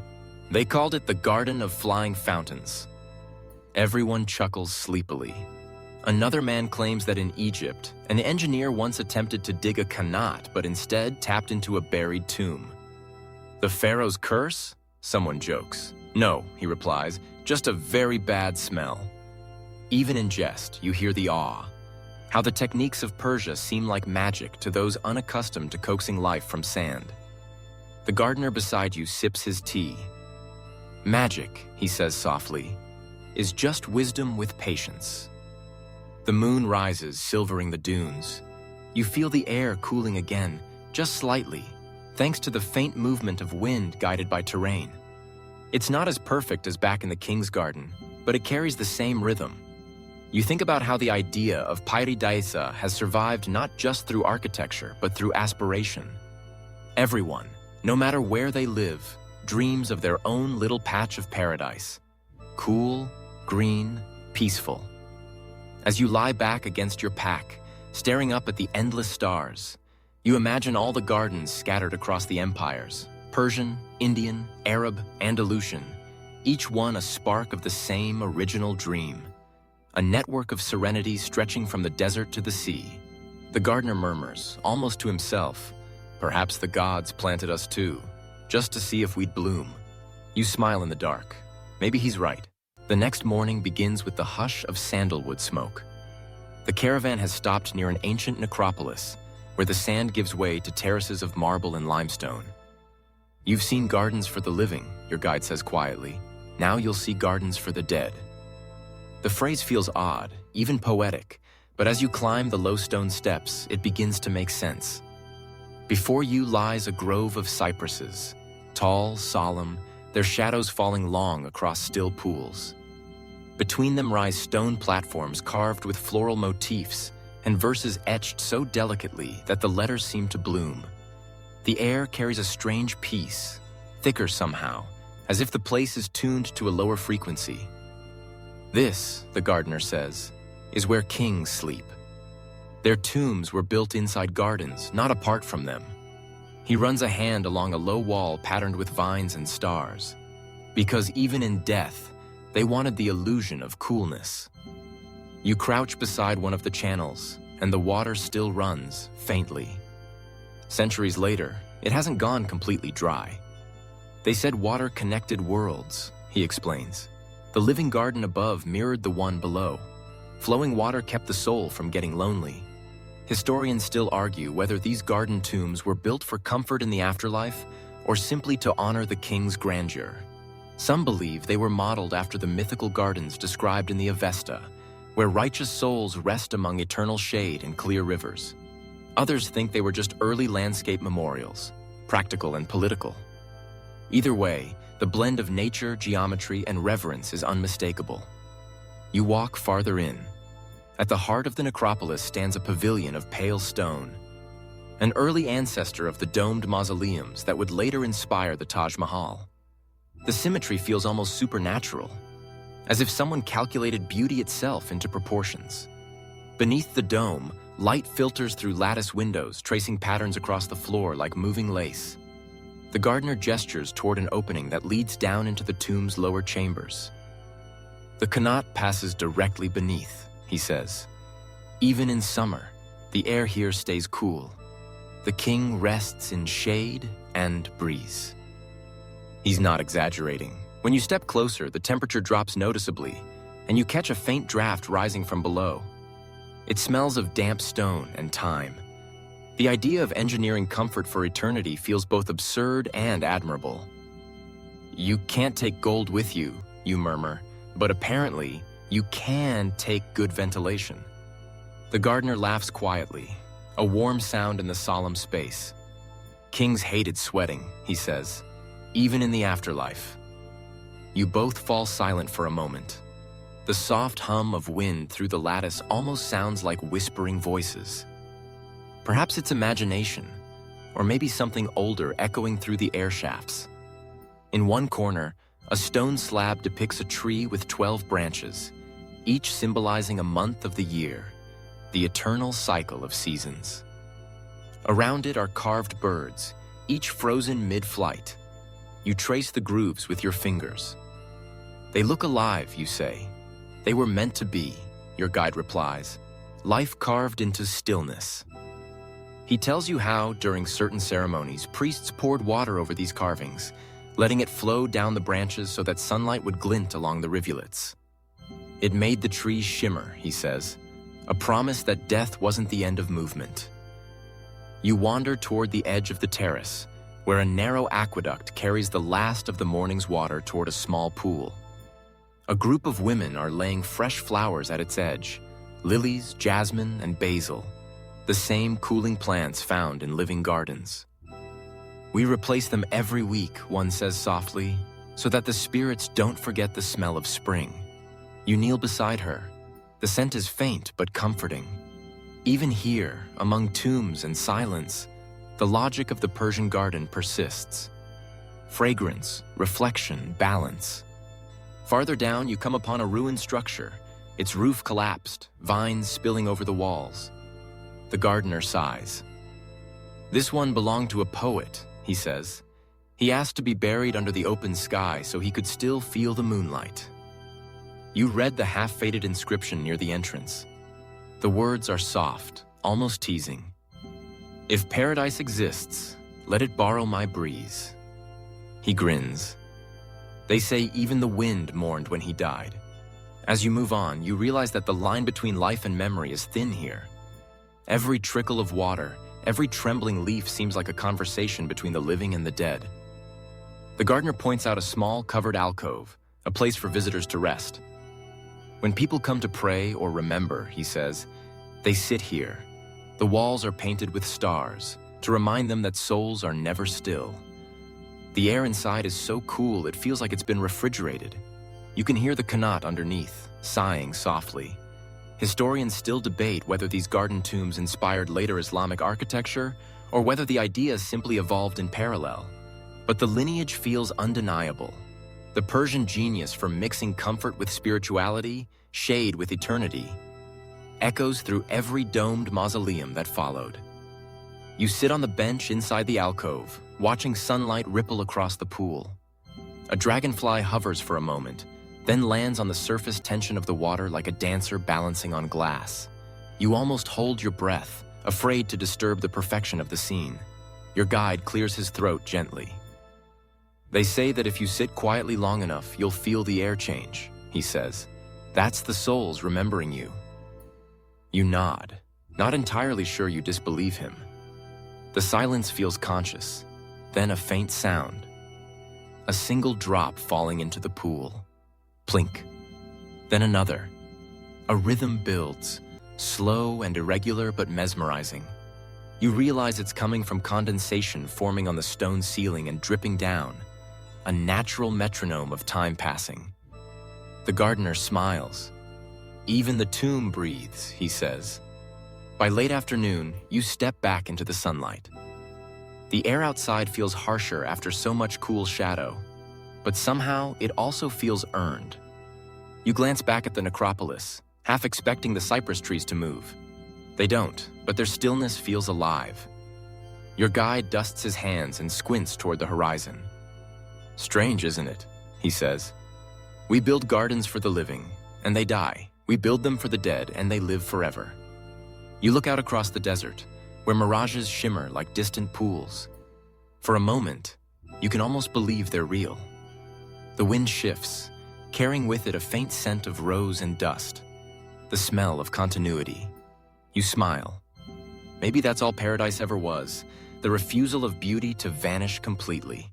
By the time you return to the heart of Persia, the world feels quieter, as though something invisible has exhaled. The old gardener walks beside you through dunes now stripped of their green edges. Empires fade, he says simply, and when they do, the gardens dry first. He's right. The Qanat shafts you pass gape like open mouths, half collapsed, their stones scattered. The water no longer sings beneath the ground. It murmurs in fragments, uncertain and thin. Dust has begun to claim the tiled walkways that once led kings toward cool shade. The fountains are dry bowls, their edges cracked and salted with memory. You step over a fallen cedar branch, brittle as parchment. What happened?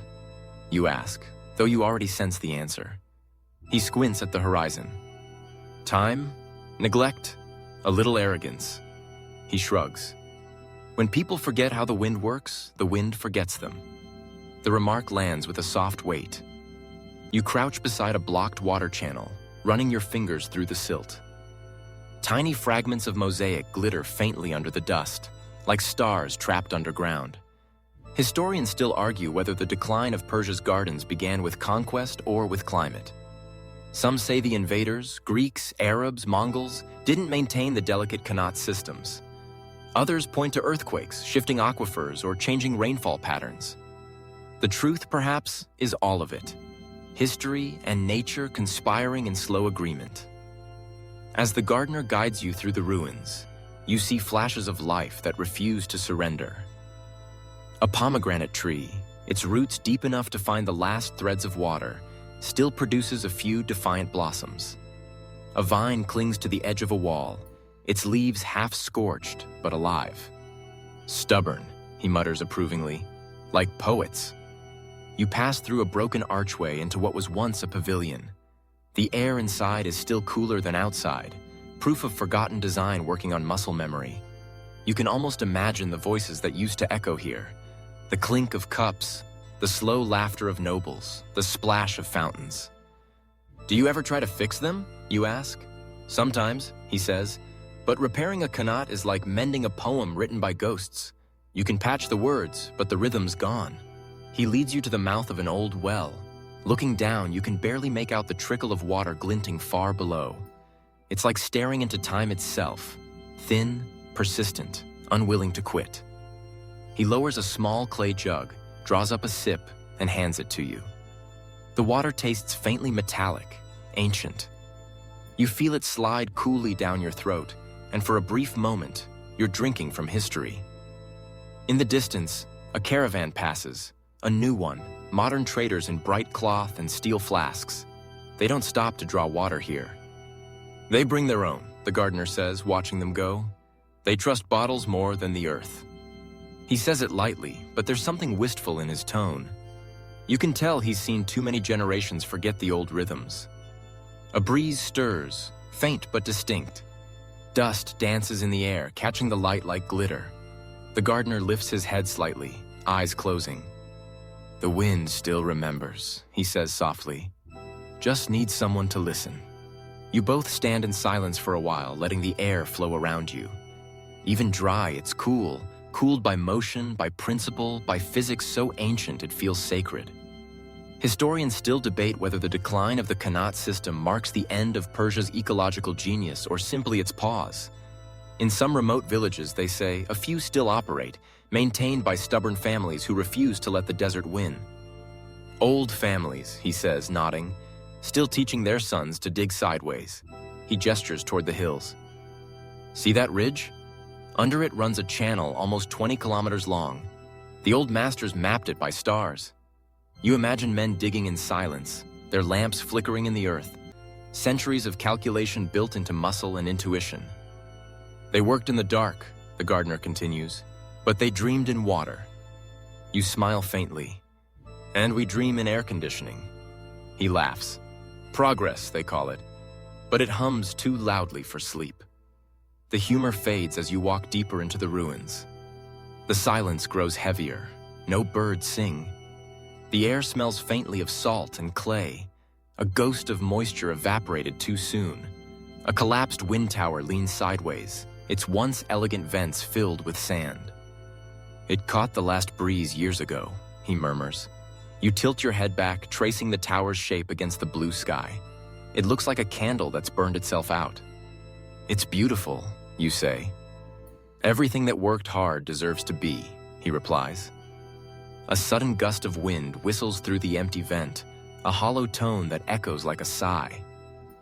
You both glance up. "Hear that?" he asks. "Even broken, it still wants to cool something." You grin. "Maybe us. Maybe." You walk on, kicking dust in rhythm with your steps.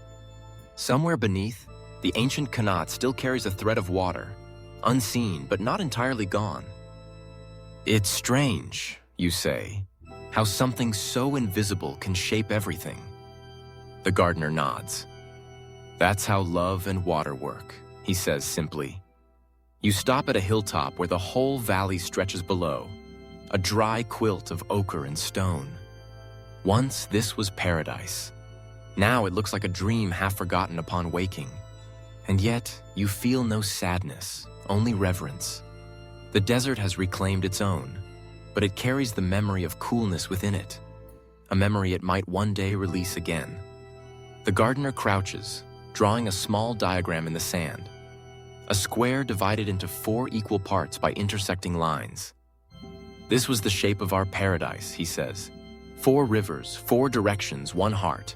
The idea never dies, it just waits. You look at the sketch as the wind begins to blur its edges. "Do you think someone will build another?" He smiles without looking up. "Someone always does. Every courtyard with a fountain, every balcony with a potted basil. It's all the same prayer." The sand swirls, erasing the drawing completely. You watch until it's gone, until even the trace of it fades into uniform gold. Somehow, that feels right. Paradise, after all, was never meant to be permanent. The gardener stands, dusting his hands. "Come," he says quietly, The wind has told its story. Let's see if anyone still listens." As you walk back toward the distant shimmer of a modern city, you can almost hear water running again. Faint, patient, beneath the earth. The desert opens again before you, wet and pale beneath a lavender sky. The air is cooler now, the sun dipping low enough that even the dunes cast long, soft shadows. You and the gardener walk toward a faint line of green shimmering in the distance. "One more garden," he says. Not ancient, not modern, but something between. As you draw near, you realize it's a living experiment. Clay walls rise from the sand, blending old craftsmanship with quiet innovation. A low hum vibrates faintly in the air, not from machinery, but from wind guided deliberately through slender slits in the wall. The sound is soft, almost musical, a whisper written in air. Inside the garden, the first thing you notice is the scent. Roses again, yes, but also mint, basil, and something woody and deep. You breathe it in, the same way ancient travelers once did when arriving from the sun-baked plain. The second thing you notice is the temperature. It's cool, not artificially so, but the kind of coolness born from design and patience. The gardener smiles. "They remembered," he says simply. You wander through the paths, tracing the geometry that feels both ancient and clean. The water channels are narrow, running quietly beneath glass-covered tiles that shimmer with condensation. The pool at the center mirrors the sky perfectly, and when you look down, it feels like falling upward. Historians still argue whether Persian gardens were primarily technological feats or spiritual sanctuaries. But standing here, surrounded by the slow pulse of wind and water, the argument feels meaningless. Every Qanat, every wall, every flower was both. A piece of faith rendered in soil and physics. Near the pool, a young boy kneels, tending a small pomegranate sapling. He glances at you and grins, holding up his watering jar like an offering. "It's my turn today," he says proudly. You nod, trying not to smile too broadly. The gardener watches too, quiet and content. "See?" he says softly. The rhythm returns. You follow the narrow channel that leads to a shaded bench carved from limestone. The seat is cool to the touch. When you sit, the sound of trickling water grows louder, as if it knows you're ready to listen. You tilt your head back. The ceiling above is laced with perforations that let the sunset leak through in tiny, glowing dots, like being inside a sieve of light. You imagine ancient kings resting this same way, palms wet from the fountain, sandals left at the edge of a carpet. Maybe they too close their eyes and listen to the wind weave through rose petals. Maybe they too felt for a moment that they had built something eternal. The gardener lowers himself beside you, his breath slow and even. The desert, he says, doesn't mind losing. It just waits for someone patient enough to ask nicely again. You smile. And the garden? The garden never loses. It only hides in dreams. The pool ripples faintly as the wind changes direction, sending a new coolness across your skin. It's the same trick the ancient engineers used, a whisper of air pulled by temperature difference alone. Thousands of years old, and still better than most modern fans. You realize how much of this story has been about listening, to water, to wind, to the quiet needs of the world. The Persians didn't conquer the desert. They collaborated with it. They didn't invent paradise. They revealed what the earth already wanted to be. You rest your hand on the stone bench. It vibrates faintly with the movement of water underneath. The sound and feel of it together, steady, deliberate, infinite, make your eyelids heavy. You imagine falling asleep here, in a garden that remembers every generation's attempt to keep the world soft and cool. The gardener stands, looking out across the wall toward the dunes. "My work is done," he murmurs. "But yours, maybe it's just beginning." You look around at the quiet systems working invisibly, at the young boy still watering his sapling. "Maybe it always is," you say. He chuckles, brushing the dust from his robe. "Good answer." The wind rises again, rustling through leaves, sending ripples across the pool. The garden breathes, slow, steady, ancient. You close your eyes and feel it all at once. The scent of roses and dust, the faint chill of shaded air, the hum of hidden water. Every sound falls into rhythm, the pulse of a civilization that never truly ended, only slowed for sleep. And in that calm, you feel yourself drifting, the way sand drifts in wind. Weightless, easy, content. The desert has quieted now.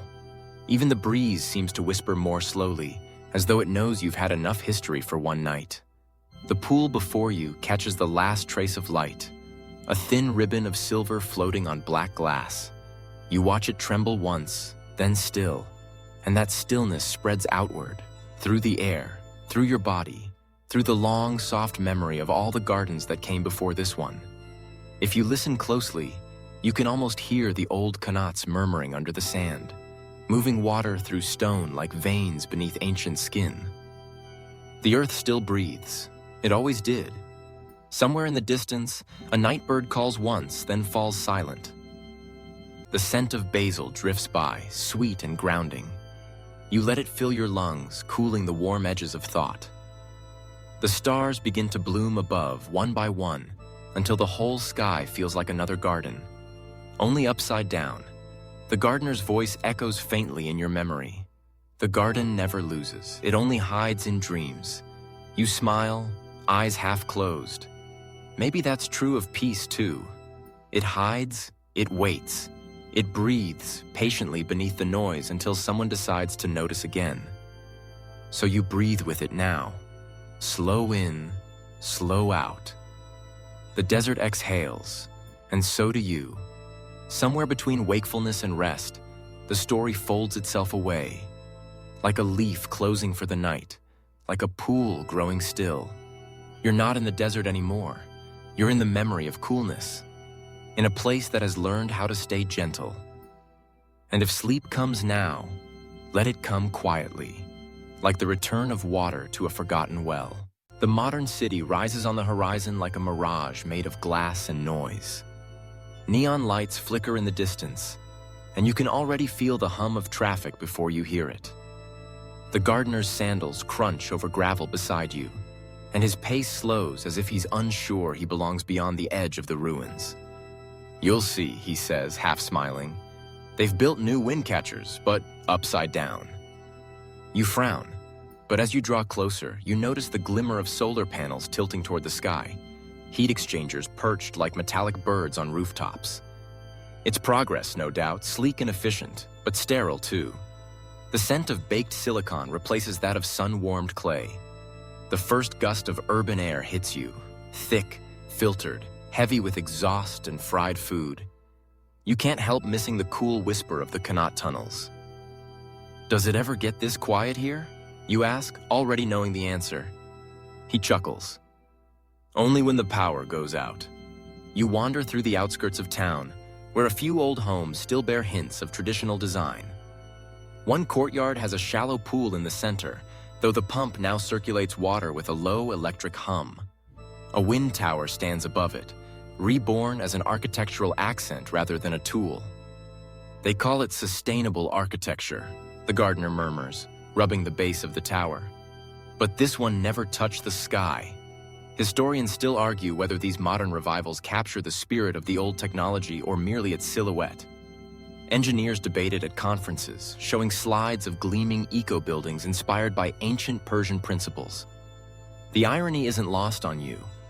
The secrets they celebrate were once the birthright of every village boy with a shovel and a sense of direction. You pause at a shop window.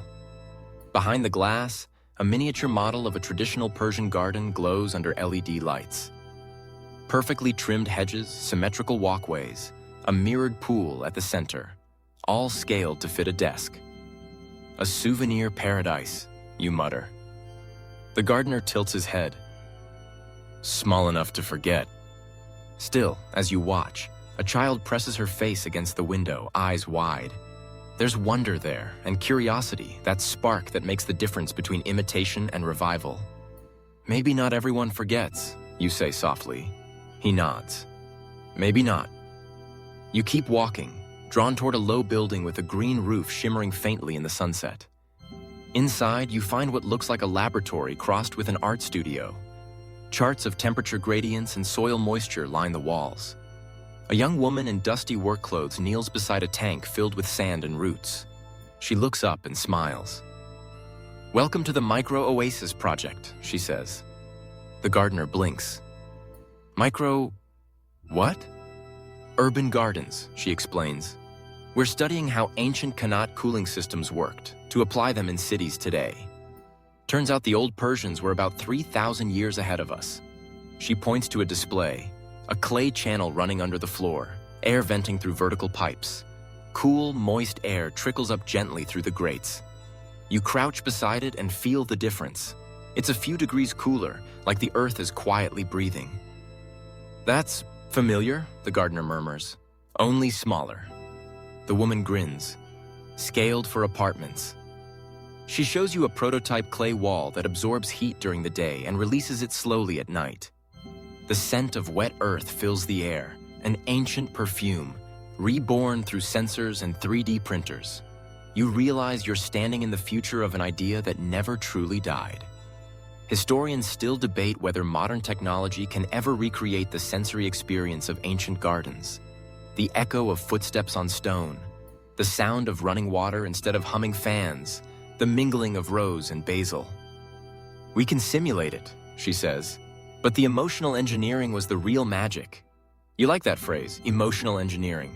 It fits the old gardeners as much as the new ones. They weren't just cooling air, they were cooling hearts. Outside, the gardener runs his fingers along the wall. Feels different, he admits, but the intention's the same. You stroll together through a narrow alley lined with rooftop gardens, patches of green clinging to concrete ledges, basil pots beside satellite dishes, pomegranates growing from repurposed barrels. The air smells faintly sweet, a faint echo of paradise. Maybe that's all paradise needs now, you say. A few plants and the will to care for them. He nods, gazing up at the scattered stars barely visible beyond the streetlights. Gardens change shape, but they never die. They just hide inside people until the world is ready again. A motorbike zips past, scattering warm air in its wake. You can't help laughing. Not quite the gentle breeze of the old days. He chuckles too. No, but still wind. You pass a construction site where new apartment blocks rise. A banner reads, Eco-living inspired by ancient Persian cooling. Beneath the slogan, a half-finished courtyard glimmers faintly with water. See? The gardener says, amusement softening his voice. Even the billboard knows the story. You pause to watch a group of workers lay tiles around a pool.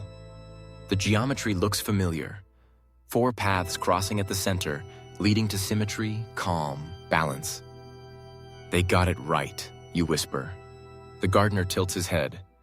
Or maybe the idea got them right. As the evening deepens, streetlights flicker on. Their glow reflects off the new pools, mimicking moonlight. For a moment, it's easy to imagine the ancient gardens reborn, not in royal courts, but in quiet apartment courtyards and rooftop terraces. Paradise. Redistributed. He glances at you with that half-smile again. See? Even your machines are learning to breathe. You grin. Slowly. Good, he says. Breathing fast never helped anyone sleep. There's a warmth in his humor. The same understated irony the old storytellers used when reminding people that wisdom and comfort are often the same thing. You reach the city's edge again, where the hum fades and desert wind takes over once more. Behind you, neon glows faintly against the horizon. Ahead, the dunes wait in silence. The gardener stops. Do you hear it? He asks. You close your eyes. Somewhere between the hum of distant air conditioners and the whisper of sand, you can, barely a sigh of air passing through a broken vent, the ghost of a wind tower breathing, still trying to cool the world. Still working, you say softly. He nods. Always. And as you stand between past and present, you realize that maybe the true genius of those ancient gardeners wasn't just their technology. It was their understanding that even the hottest deserts could be persuaded to rest.